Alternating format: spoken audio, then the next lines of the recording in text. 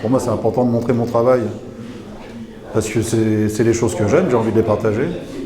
Et puis, c'est important aussi que les gens viennent, regardent et qu'ils me donnent leurs impressions parce que chacun a sa propre sensibilité par rapport à la photo. Chacun va voir des choses différentes et c'est bien de découvrir ce que les autres ressentent à travers mes photos. Mon intérêt dans la photo, c'est la composition d'abord. Et la composition, c'est pourquoi? C'est pour l'esthétisme, pour rendre les choses belles. Donc j'ai envie de tout ce que je vois, d'essayer de le transcender et d'avoir quelque chose de beau. Donc, quand on prend les photos, derrière il y a forcément un minimum de travail. Donc je travaille principalement sur Lightroom. Je dirais que c'est 99% de mon travail. Et puis il y a quelques petites choses il faut passer par Photoshop, malheureusement, mais bon. Mais ce qui me plaît dans la photo, c'est d'abord la prise de vue. Donc partir dans la campagne, rencontrer les gens. Et puis après, bon, il faut en passer par là. Mais je fais le travail sur l'ordinateur, mais bon, c'est pas ce que je préfère, mais c'est nécessaire parce que parfois, on a des belles surprises, on révèle des choses qu'on a vues et qui, effectivement, sont là, quoi. Emmanuel, il a en fait un œil au niveau de la photo, c'est indéniable. Alors je dis toujours il a un œil, bien évidemment il en a deux, comme tout le monde. Et ce qui est intéressant chez lui, c'est qu'il n'est pas focus sur un seul aspect de la photographie. Il fait à la fois de l'animalier, il fait du paysage, il touche un peu à tout, il expérimente un petit peu tout, et avec un certain style et une patte véritable en termes de colorimétrie, d'harmonie, etc.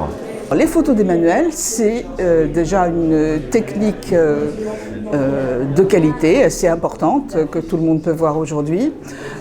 C'est un voyageur, alors forcément il nous fait voyager à travers ses photos, ça c'est voilà. Et il a aussi un regard innovateur et peu commun sur, là on voit un bateau que j'ai adoré, coloré. Il y a des horizons, la mer, dans laquelle on peut se projeter, rêver, s'évader.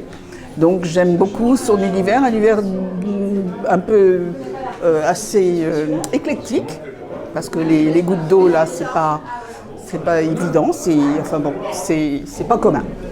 Donc j'aime beaucoup ce que fait Emmanuel, qui est un artiste, disons-le. Pour moi, c'est une réussite. Il y a de très très belles choses. Il y a une belle harmonie déjà dans les cadres, dans l'encadrement. Mais ce petit renard, cette brume, ce cavalier là dans cette brume avec cette hauteur, c'est prodigieux. Mais je l'avais déjà dit à Emmanuel, j'ai des trucs extraordinaires. Ce que ça m'inspire, c'est que même si on a l'impression que l'horizon est toujours bouché, nuageux, c'est jamais vraiment le cas en fait. Il y a toujours de la lumière quelque part, hein. Et ce sont des photos extrêmement lumineuses. Ce que j'aime bien, c'est justement la pluralité de ces regards-là. Et je trouve qu'il a une manière d'attirer le regard sur ses photos qui est très intéressante. C'est très hétérogène, c'est très varié. Vraiment, c'est pas toujours les mêmes thèmes, donc on se promène, on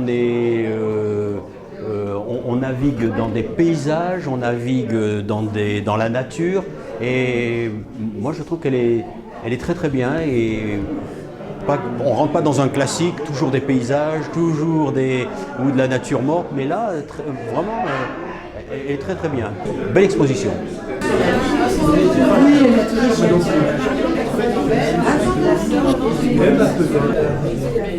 Alors, parler du photoclub de Taverny. Ça, c'est une bonne question. Je dois aller l'année prochaine pour faire photo.